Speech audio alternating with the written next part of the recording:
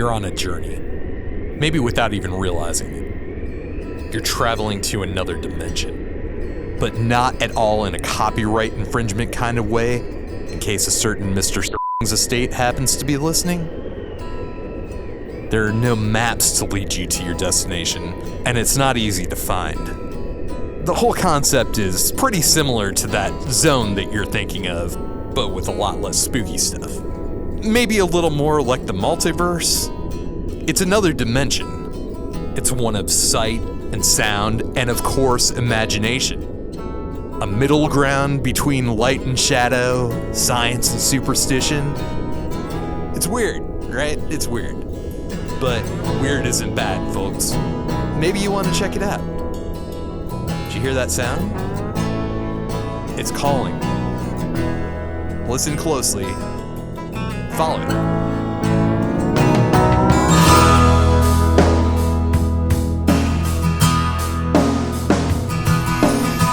You look around curiously at all these sights. You're currently standing on a grassy hill in the middle of a mountain valley. The hill gently slopes down into a majestic lake.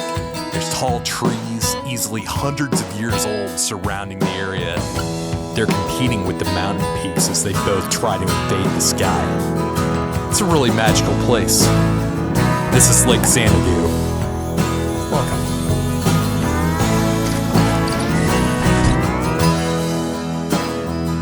I apologize. I didn't introduce myself. I'm using the title Clean Burn Music these days. Just think of me as a storyteller, as your guide.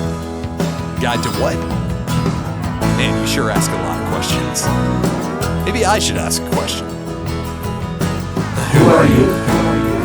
Well, you're you, of course. That was a silly question, sorry. A little less than 100%, to tell you the truth. That's really why I'm here.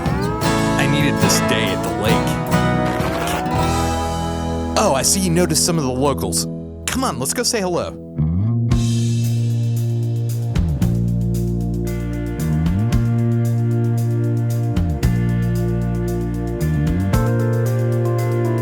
Looks like DJ Duke caught your eye down there bobbing around in the lake.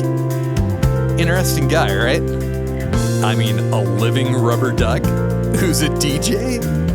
He's got the look for sure. I mean, big headphones, sunglasses, drum machines, computers, and turntables. Everything he needs to serve as a one-stop drum section. Not to mention class. Naming yourself after Duke Ellington? Nicely played, sir.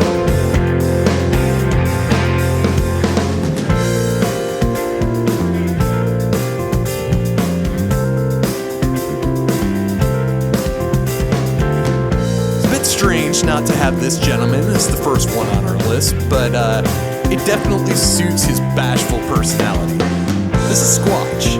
If it's not clear, Squatch is a Sasquatch, Bigfoot, Yeti, whatever cultural adaptation you want to choose.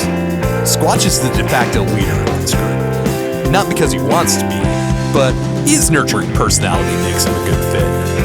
Piano is his primary instrument, but he's been known to pick up whatever random thing the song needs. Never seen, but I've heard he's quite good at guitar as well. Speaking of guitar, that's this pup's main gig. That's banjo. He's a master of all things stringed.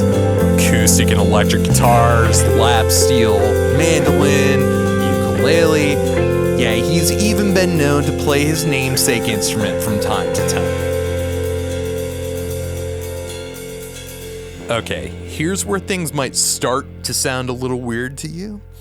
You see that tall guy standing way over there? Yeah, he is green. And he's wearing a designer sweater and some nice blue jeans. Yeah, that's Silo. He's an alien. He's from the planet Phone, so his people have incredible spacefaring technology. But he always felt like the instruments on his planet were a little, lacking.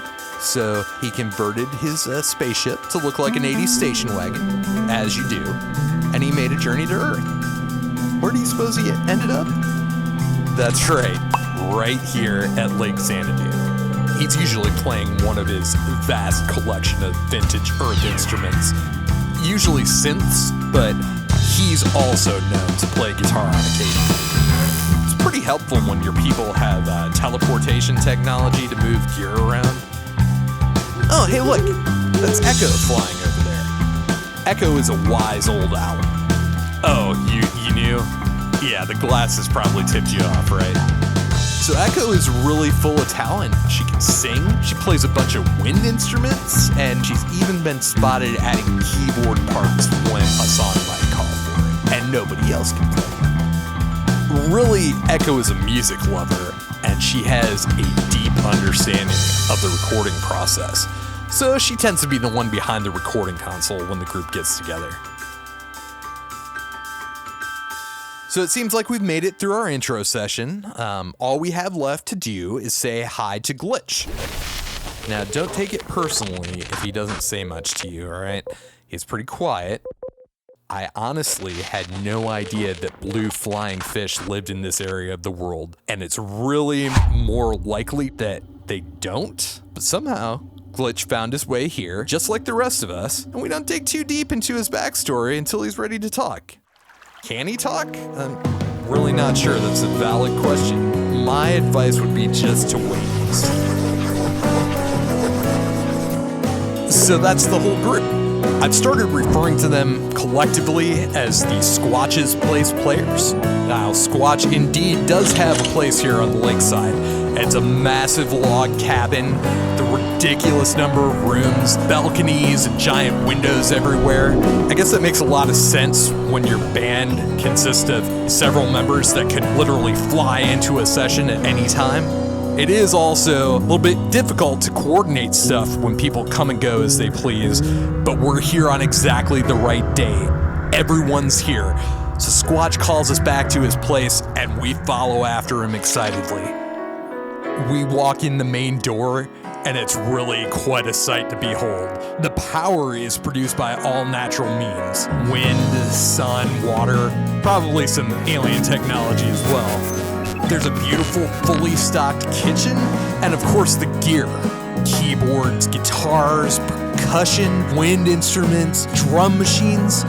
It really is Xanadu. The gang's all here too, except for Glitch, but he's gonna be along later. So as the guests, we grab some chairs, sit down behind the recording console, and listen to the magic happen. Can we talk about generosity too? Squatch looks over at me, sees me sitting there behind the console, and asks if I might want to play bass. Are you kidding me? Of course I would. But I don't have an instrument with me. That's really not a problem here at Lake Xanadu. The players say they have that part covered, but Echo whispers to me that this might not be exactly what I'm expecting.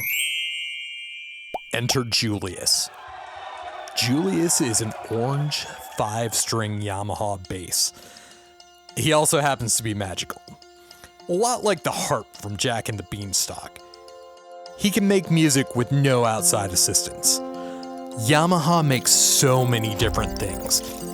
Every instrument known to man, motorcycles, outboard boat motors, appliances, industrial robots for cripe's sake. Is it that big of a stretch to believe that they could create a magical bass that plays itself?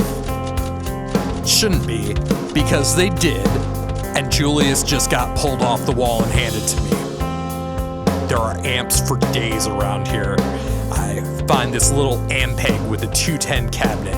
Pretty sure Julius made a snarky comment about a lack of power, but I'm just gonna brush that off.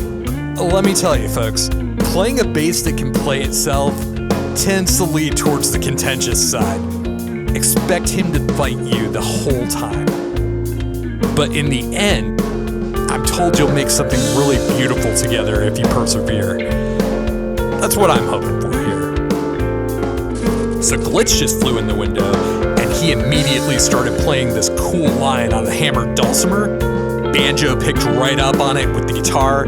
Before you knew it, there's an electric piano, other swirling keyboards happening, a really danceable groove from DJ Duke. And then there's me. I'm just holding on and trying to keep up. But I have to say, Julius is helping a lot with that. And there we had it. We all sat silently with big smiles emerging all around.